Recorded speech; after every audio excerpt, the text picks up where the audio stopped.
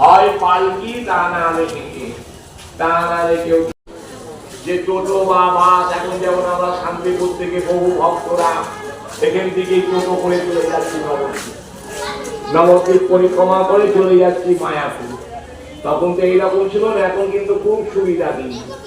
মনে করুন শামচাঁদ মন্দির থেকে টোটোয় উঠলে নবদ্বীপ পরিক্রমা তাহলে পালকি করে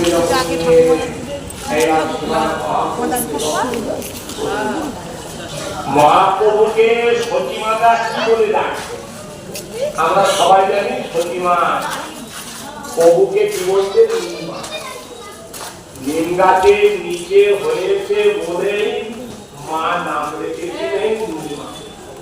আমরাও বলি মোদের নীলিমা। আমাদের গানে আছে যে যদি জগাই মাদাই না থাকতো নিমাই কি একটা গান আছে না, জগাই মাদাই যদি না থাকতো তাহলে কি নিমাইকে কেউ চিনত?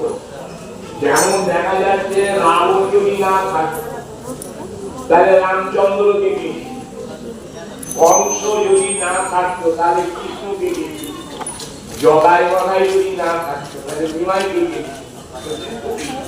চিনত? আপনারা জানেন আসল তাহলে আসল অধ্যায় হচ্ছে গীতা।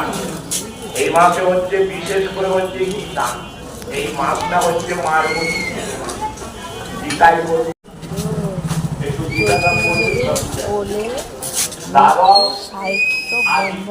ভগবান বললেন যে আমি একাদশ মাসে চলে আসিস বলে দাও একজন নেবো এটা দেবেন মন থাকবে। পয়লা মাঘ আমরা পয়লা মাঘ